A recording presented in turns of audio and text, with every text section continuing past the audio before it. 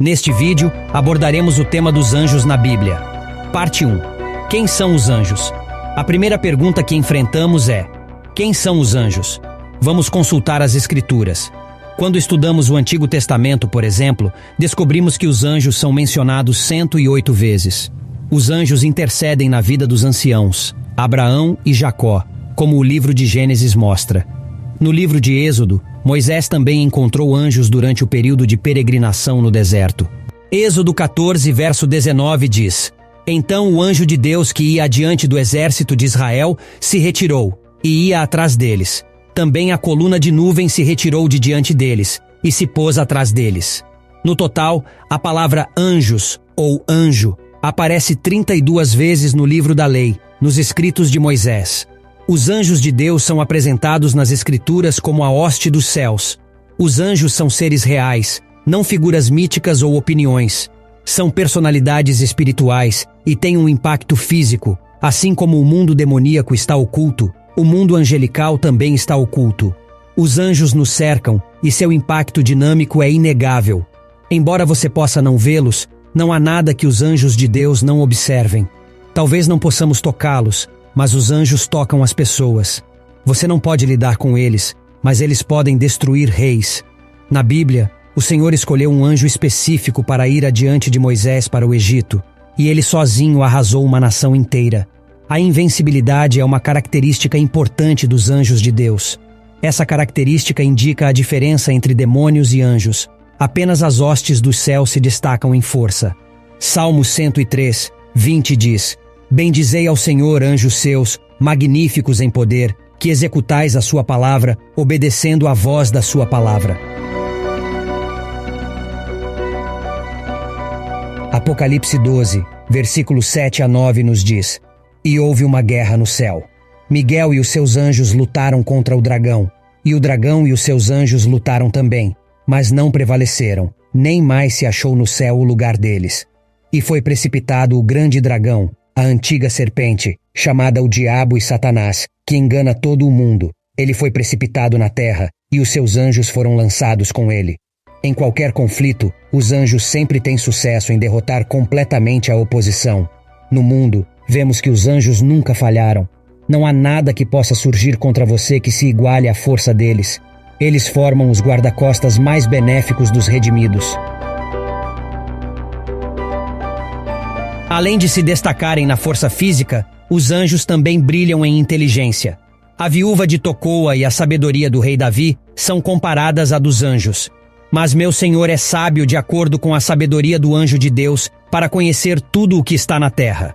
Parte 2. As categorias dos anjos. Nesta parte discutimos seus nomes e posições. Os anjos têm diferentes posições. Nosso Senhor até usou um termo militar em relação aos anjos. Quando Jesus estava prestes a ser levado no jardim, Pedro pegou uma espada e tentou proteger Jesus, aquele a quem ele amava. Jesus disse em Mateus 26, 53, Ou pensas tu que eu não poderia agora orar a meu Pai, e que ele não me daria mais de 12 legiões de anjos? A palavra legião era uma designação militar romana que se referia a cerca de 6.000 soldados. Em um sentido geral, provavelmente o maior grupo de anjos é o que poderíamos chamar de anjos regulares. Na maioria das vezes em que os anjos são mencionados na Bíblia, são esses anjos não identificados que estão sendo referidos.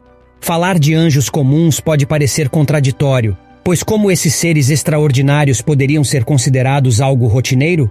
No entanto, em certo sentido, essa designação é apropriada quando os contrastamos com as várias classes ou ordens únicas de anjos mencionadas na Bíblia.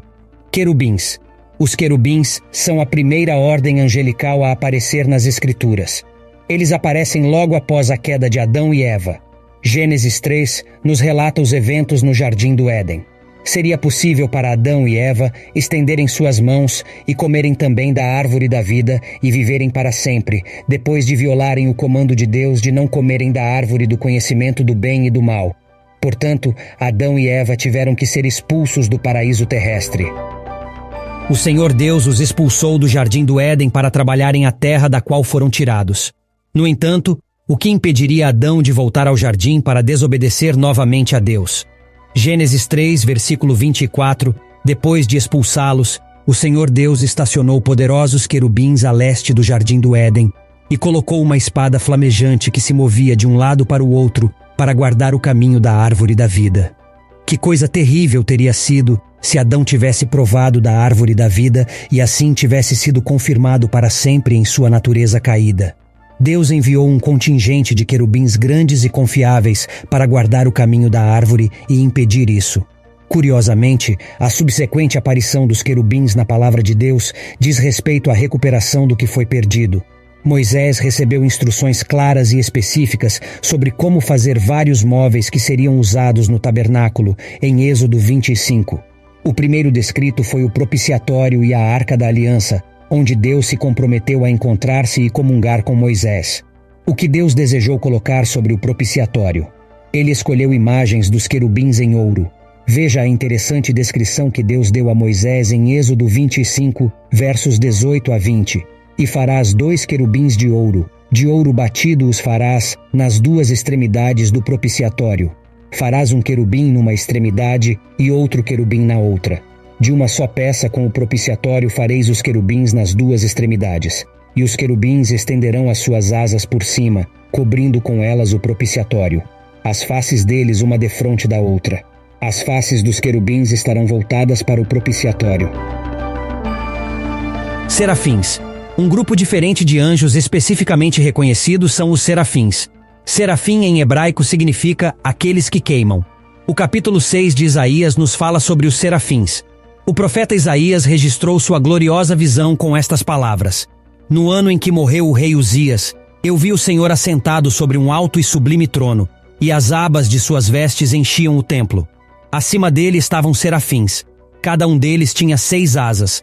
Com 2 cobriam o rosto, com 2 cobriam os pés e com 2 voavam. Isaías 6, 1 a 2. O que os serafins estavam fazendo? Isaías 6, verso 3 diz: E clamavam uns para os outros dizendo: Santo, Santo, Santo é o Senhor dos exércitos, toda a terra está cheia da sua glória. Isaías percebeu imediatamente que não tinha o direito de estar na santa presença de Deus, e ele reconheceu isso. Então, disse eu: Ai de mim, pois estou perdido, porque sou homem de lábios impuros, habito no meio de um povo de impuros lábios, e os meus olhos viram o Rei, o Senhor dos exércitos. Então um dos serafins voou até mim, trazendo uma brasa viva que havia tirado do altar com uma tenaz. Com a brasa tocou a minha boca e disse: Aqui está. Ela tocou os seus lábios. A sua culpa será removida, e o seu pecado será perdoado. Serafim. Um terceiro grupo particular de anjos mencionados na versão King James é chamado de 4 bestas. No entanto, outra tradução seria 4 seres viventes. Assim como os serafins, eles têm 6 asas. E os 4 seres viventes, cada um deles com 6 asas, estão cheios de olhos por toda parte, tanto ao redor como por dentro. Eles não cessam de proclamar: Santo, Santo, Santo é o Senhor Deus, o Todo-Poderoso, aquele que era, que é e que há de vir. Apocalipse 5, versos 7 e 19. Miguel. Outra ordem angelical é a dos arcanjos. Essa posição é ocupada apenas por um anjo no registro bíblico. A palavra arcanjo significa príncipe supremo, tornando esse anjo o mais proeminente de todos os santos anjos. O nome do arcanjo é Miguel, que significa quem é como Deus. Sempre que ouvimos esse nome, estamos ouvindo uma pergunta: quem é como Deus? Muitas vezes nas Escrituras, homens que receberam visitações angelicais desejaram adorar a criação em vez do Criador. Portanto, é maravilhoso e grandioso que o nome de Miguel, o arcanjo, nos convide a direcionar nossa atenção para o Deus Todo-Poderoso. O profeta Daniel nos apresenta a Miguel. Daniel estava orando, e Deus enviou uma resposta por meio de um mensageiro que foi impedido em sua jornada até que testificasse. Daniel 10, 13 diz: Mas o príncipe do reino da Pérsia me resistiu durante 21 dias. Porém, eis que Miguel, um dos primeiros príncipes, veio para ajudar-me, e eu o deixei ali com os reis da Pérsia. Portanto, Miguel teve que lutar pela passagem livre da palavra de Deus. Sempre que o vemos, é em conexão com algum tipo de luta espiritual. Em seu papel como guerreiro, Miguel tem uma responsabilidade especial com Israel. Em Daniel 10, 21 e capítulo 12, verso 1, é dito que ele é o príncipe dessa nação. Ao ler a história antiga e moderna, acredito que vemos a mão de Miguel defendendo Israel. Como você sabe, essa pequena nação lutou em 4 guerras com seus vizinhos desde que conquistou sua independência em 1948. No livro de Judas, versículo 9, especificamente chama Miguel de arcanjo e relata sua batalha com Lúcifer pelo corpo de Moisés. Com a ajuda do Senhor, Miguel venceu. Miguel é o herói principal de Deus. Gabriel. Outro anjo cujo nome é claramente mencionado nas Escrituras, além de Lúcifer, é Gabriel. Gabriel significa poderoso de Deus, e ele realmente realiza coisas poderosas. Gabriel serve a Deus mais como mensageiro. Em várias instâncias no livro de Daniel, Gabriel aparece para dar grandes revelações sobre eventos futuros, especialmente relacionados ao reino de Deus. Por exemplo, após uma das visões de Daniel, o profeta se perguntou sobre o seu significado. Então, de repente, apareceu diante de mim alguém que tinha a aparência de um homem. Daniel 8, versos 15 a 16 diz: Enquanto eu, Daniel, contemplava a visão e procurava entendê-la, apareceu diante de mim alguém com aparência de homem. E ouvi uma voz humana vinda do rio Ulai que gritava: Gabriel, explique a visão a esse homem. No Antigo Testamento, vemos o ministério de Gabriel relacionado ao reino, enquanto no Novo Testamento ele está preocupado com o rei. Na primeira ocorrência, Zacarias estava esperando diante do Senhor no templo, quando de repente, Lucas 1 verso 11 diz: Então, um anjo do Senhor apareceu a ele, de pé, à direita do altar do incenso. Gabriel então se identifica a Zacarias. Lucas 1:19 diz: O anjo lhe disse: Eu sou Gabriel, estou na presença de Deus e fui enviado para falar contigo e trazer-te estas boas novas. Essas boas novas se referiam ao próximo nascimento de João Batista, que seria o precursor do Senhor Jesus.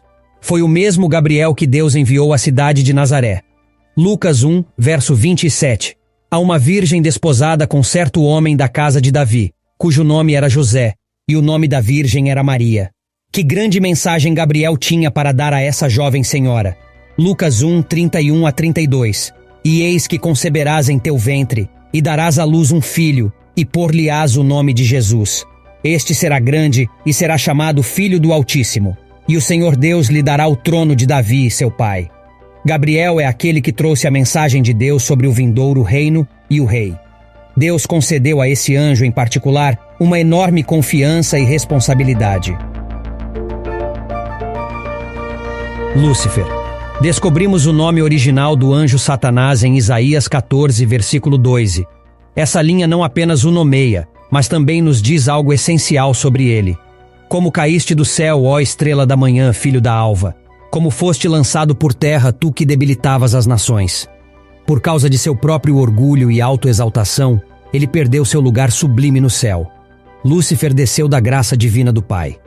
Portanto, onde ele opera atualmente? Ele está aqui mesmo na terra. Em 2 ocasiões diferentes, nosso Senhor descreve Lúcifer como o príncipe deste mundo. Agora é o juízo deste mundo. Agora será expulso o príncipe deste mundo. João 12, 31. Esta terra em que vivemos está sob sua autoridade. Enquanto os anjos Gabriel e Miguel possuem apenas um nome, pelo que sabemos, Lúcifer possui muitos nomes que indicam aspectos de seu caráter maligno. Muitas pessoas estão familiarizadas com outros 2 de seus nomes, o diabo e Satanás. Jesus também o chamou de o maligno.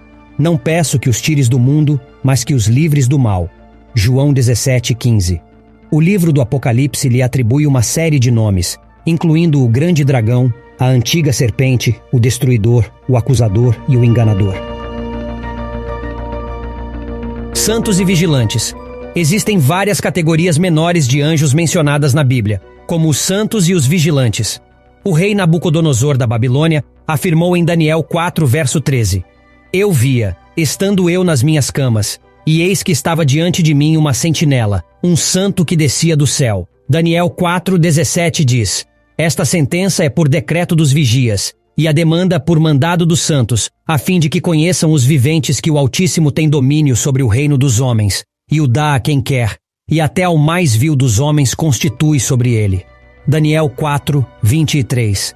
E quanto ao que o rei viu, um vigia, um santo, que descia do céu e dizia: Cortai a árvore e destruía, Mas o tronco com as suas raízes deixai na terra, e com cadeias de ferro e de bronze, na erva do campo, e seja molhado do orvalho do céu, e a sua porção seja com os animais do campo, até que passem sobre ele 7 tempos.